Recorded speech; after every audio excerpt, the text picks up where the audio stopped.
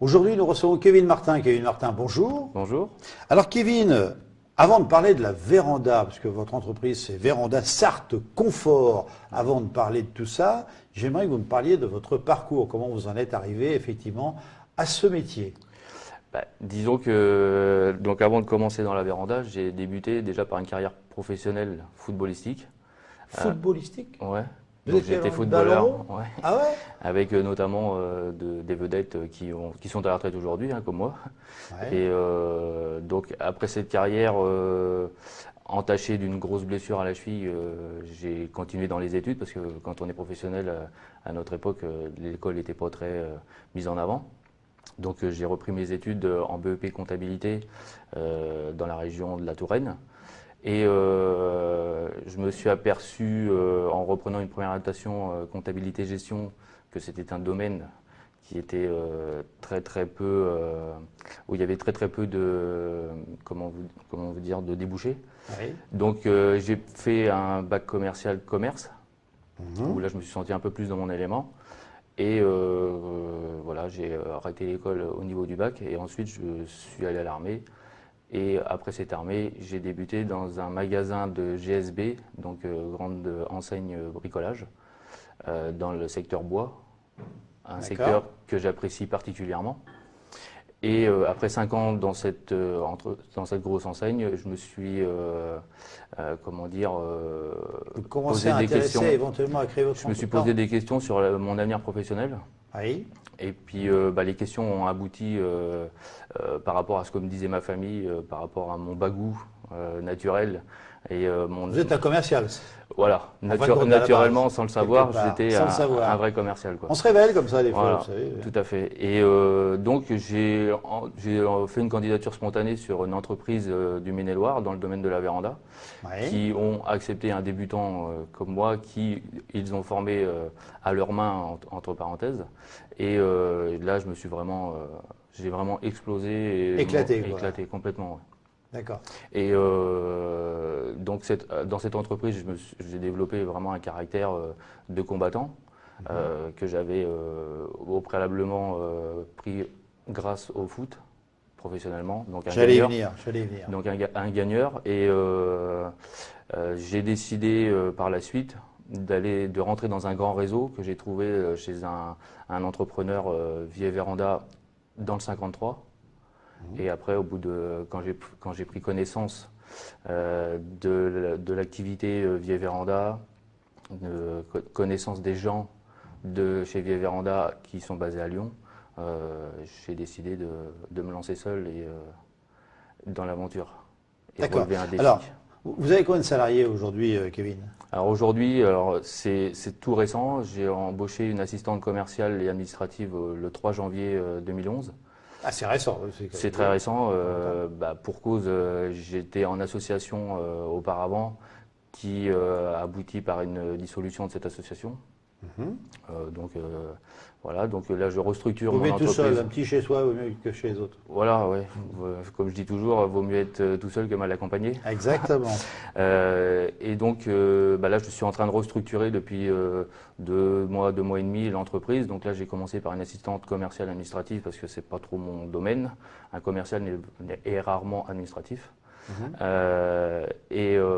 moi, je retourne sur le terrain un peu plus. Et là, j'envisage de recruter un commercial qui ne fera que du commerce et qui. À mon avis, il a intérêt à bien se tenir parce qu'avec vous, là derrière, il va. Ouais, il va être formé un peu comme je l'ai été, quoi. D'accord. Mais à mon avis, vous allez très vite arriver à 11 comme une équipe de foot. Vous inquiétez pas.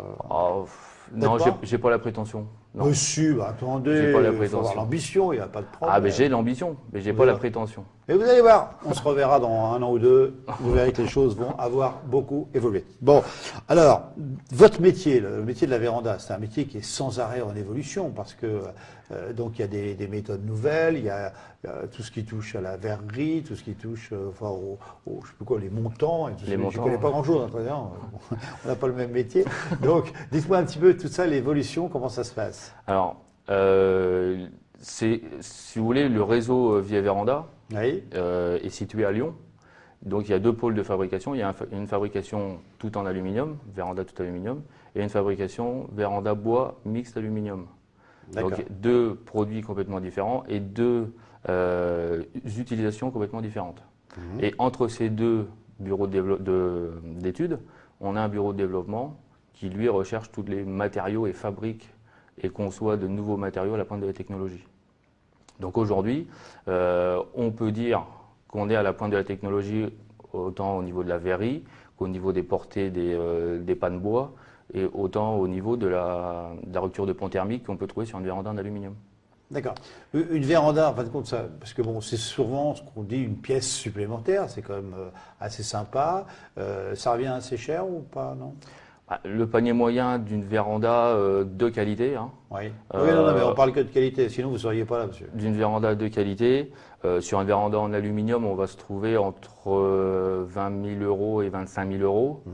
d'accord? Et pour combien de mètres carrés pour une vingtaine de mètres carrés. une vingtaine? Voilà. D'accord. Et pour le même métrage au carré sur une véranda bois mixte, avec toiture traditionnelle, hein, la tuile ou l'ardoise, selon le matériau qui va se trouver sur la maison, on va se trouver entre 35 et 40 000 euros, maçonnerie et couverture comprises. D'accord, ok.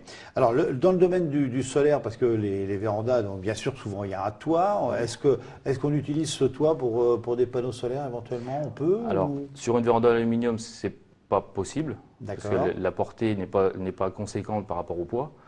Par contre, sur une véranda en bois, où là on est sur une charpente traditionnelle avec un chevronnage comme on peut trouver sur une maison, là c'est réalisable. Parce que dans le domaine du solaire, bon, c'est sûr que alors, il y a les grands espaces au niveau du solaire pour revendre l'électricité et tout ce qui s'ensuit. Mais je pense qu'on va aller de plus en plus vers des petites unités qui serviront directement à l'intérieur de la maison, je pense. Tout à fait. C'est déjà peut-être le cas, non? Aujourd'hui, elle est à 70% des gens qui mettent du panneau solaire sur nos vérandas, Ouais. c'est pour alimenter la véranda. Ah, Ça évite de reprendre le circuit existant sur la maison ouais. et comment dire, de restreindre en chauffage le reste de la maison.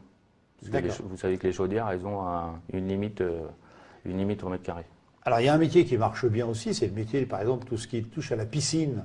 Alors, ça existe des grandes vérandas pour couvrir les piscines, mais Alors, ça va être compliqué, ça, non? Alors c'est très très compliqué. Bon, D'ailleurs, ça commence bien. c'est un domaine que Vieille Véranda et les concessionnaires français ont lancé en 84, Ouais. qui ont cessé l'activité, d'accord. La fabrication existe toujours, mais pour revendre à d'autres, mais pas chez nous. Mais c'est trop compliqué parce qu'il y a des normes du DTU, comme le disait mon prédécesseur, où il faut des déshumidificateurs, il faut des aérations bien spécifiques. Donc c'est très compliqué et on n'a pas envie aujourd'hui, parce que déjà le domaine de la véranda est très compliqué légalement et juridiquement. Alors, si en plus il faut rajouter ces deux problématiques, voilà. Vous avez beaucoup de concurrence dans ce métier-là? Alors, il y a beaucoup de concurrence, ça, à peu près comme tous les métiers en règle générale, mais c'est une concurrence qui est très aléatoire parce qu'on ne fait pas tous le même produit. En qualité, je parle bien, hein. On ne fait pas tous le même produit et les tarifs sont vraiment divergents, quoi. On peut trouver du simple au double, quoi. Alors, est-ce qu'on a par exemple, soyons clairs, des produits made in China, pas cher du tout, on en a pour son argent, est-ce que ça existe, ça? Alors, je ne saurais pas répondre à cette question parce que je ne la connais pas. Pour parler de mon produit, Il pourrait faire de la politique, hein, je ne veux pas dire, mais... c'est de la fabrication 100% française. 100% française. 100% française. D'accord. Tout notre alu, on l'achète en France. Oui. Et on achète la matière première et on fabrique nos profilés. J'ai menti légèrement. Le bois, on l'achète en Finlande. On a une forêt de. Ouais, enfin, ils sont spécialistes. Voilà. On a une forêt de consommation en Finlande et voilà, c'est le seul produit qu'on exporte de Finlande et qu'on fabrique par contre en France avec des ouvriers français, salariés français. D'accord.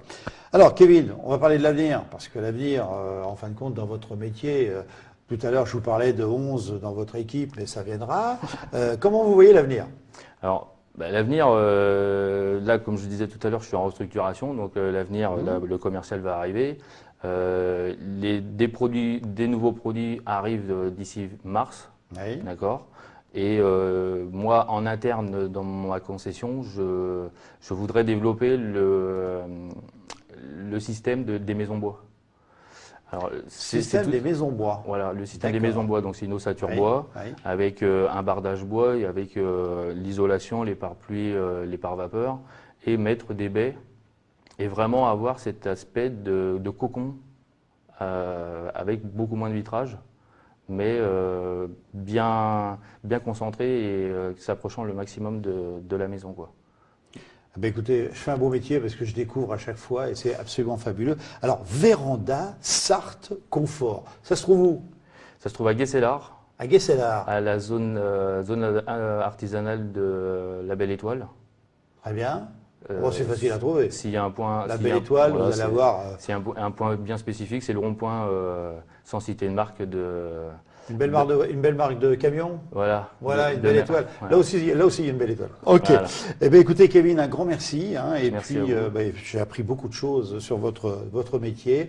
Et je suis persuadé, effectivement, le chiffre 11. Retenez Ouais. le chiffre 11. Je suis persuadé qu'on y arrivera très vite. Voilà. Merci beaucoup.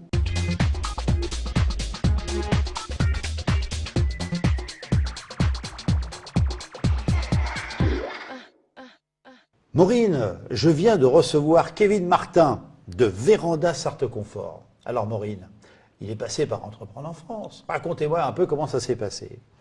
Alors, Entreprendre en France, c'est un service au sein de la Chambre de commerce et d'industrie du Mans qui est dédié à l'accompagnement des créateurs repreneurs d'entreprises. Donc, c'est un parcours en fait type qui va en fait d'une réunion d'information collective qui a lieu tous les jeudis matins de 8h30 à 12h30. Cette réunion d'information, c'est un premier niveau d'information sur qu'est-ce que la création d'entreprise, comment ça se passe, quelles sont les étapes. Suite à cette réunion d'information, M. Martin a pris rendez-vous avec moi pour que l'on puisse échanger sur son projet de création d'entreprise. Donc là, c'est autant de rendez-vous individuels, en face à face, que l'on peut avoir avec le client pour monter son projet. Donc monter son projet, c'est définir tout simplement, définir sa zone de chalandise, définir en fait son marché, ses clients, ses concurrents, sa politique de prix. Donc on travaille sur tous ces points-là. Une fois que l'on a suffisamment d'éléments, on permet en fait aux créateurs repreneurs d'entreprise d'aller voir grâce à un passeport un expert comptable pour qu'il puisse établir un prévisionnel de son activité. Que l'on puisse aussi aller voir un avocat pour valider tous les éléments juridiques en fait de son projet.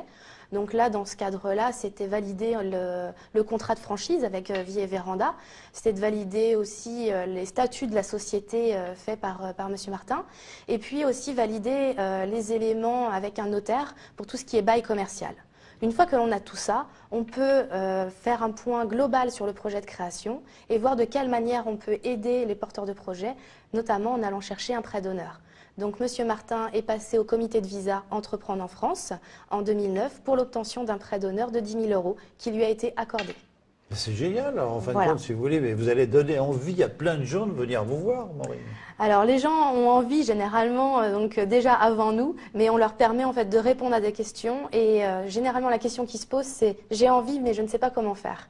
Donc venez à la CCI et on vous accompagne du début jusqu'à la fin. Alors est-ce que depuis qu'on a créé la maison de la création d'entreprise, est-ce qu'il y a plus de gens qui viennent nous voir? Oui, il y a plus de personnes. Il y a des personnes qui viennent nous voir uniquement pour une question par exemple comptable. Et là à ce moment-là, à la maison de la création d'entreprise, vous avez des permanences de professionnels matin et après-midi pour les experts comptables tout au long de la semaine.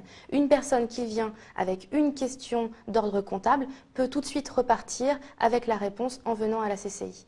Donc on a beaucoup plus de monde. Après, on a des parcours toujours, comme M. Martin a suivi, de la réunion d'information au comité de visa et après l'immatriculation. Mais aussi, nous avons des personnes qui viennent pour des questions juridiques, pour des questions à poser à des notaires et à d'autres partenaires.